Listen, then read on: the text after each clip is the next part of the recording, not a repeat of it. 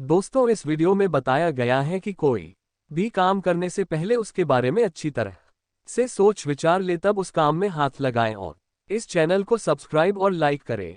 बहुत समय पहले की बात है। एक नगर में एक ब्राह्मणी रहते थे। ब्राह्मणी ने घर में एक नेवला पाल रखा था। उसे नेवला बहुत प्यारा लगता था और वह उसकी पूरी देखभाल करती थी। नेवला पूरे घर में घूमने को स्वतंत्र था। कुछ समय पश्चात ब्राह्मणी के एक लड़का पैदा हुआ। तब ब्राह्मण ने अपनी पत्नी से कहा, देखो, हमारे घर में एक प्यारे से बच्चे ने जन्म लिया है। अब इस नेवले को घर से निकाल देते हैं, कहीं यह नेवला अपने बच्चे को नुकसान ना पहुंचा दे। ब्राह्मणी ने ब्राह्मण की बात नहीं मानी, क्योंकि उसे नेवला बहुत प्यारा था। नेवला घर में पहले जैसे ही रहने लगा। ब्राह्मणी अपने बेटे के साथ साथ उस नेवले का भी पूरा ख्याल रखती। धीरे धीरे समय गुजरने लगा।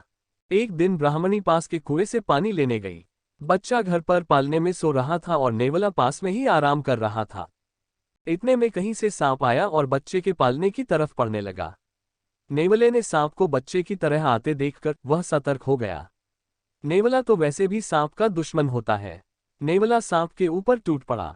बहुत देर सांप से लड़ाई करने के बाद नेवले ने सांप के टुकड़े टुकड़े कर दिए।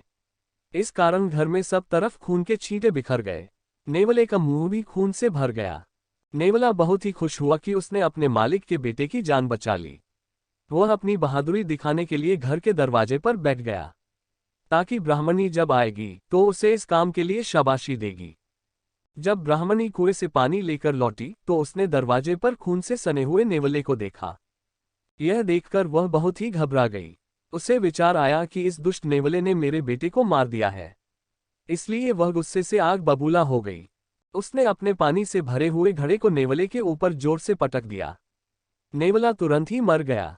ब्राह्मणी रोती हुई घर के अंदर भागी। अंदर उसने देखा, बच्चा तो आराम से पालने में सो रहा था और पास में ही मरे हुए सांप के टुकड़े पड़े हुए थे। यह देखते ही उसे अपनी भूल मालूम हुई। ब्राह्मणी अब पछताने लगी कि नेवले के अच्छे काम के बदले मैंने उसकी जान ले ली। ब्राह्मण जब शाम को घर लौटा तो उसे सारी बात बताई।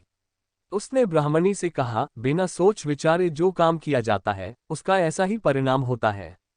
दोस्तों, हमारे जीवन में भी बहुत सारे पल ऐसे आते हैं जिसमें हम आवेश में आ जाते हैं। ऐसे में भावनाओं में बहे बगैर पहले सोचे समझे और फिर निर्णय लें, क्योंकि कुछ देर बाद जब हमें अपनी गलती का एहसास होता है तो फिर पछताने के अलावा कुछ हाथ नहीं लगता है।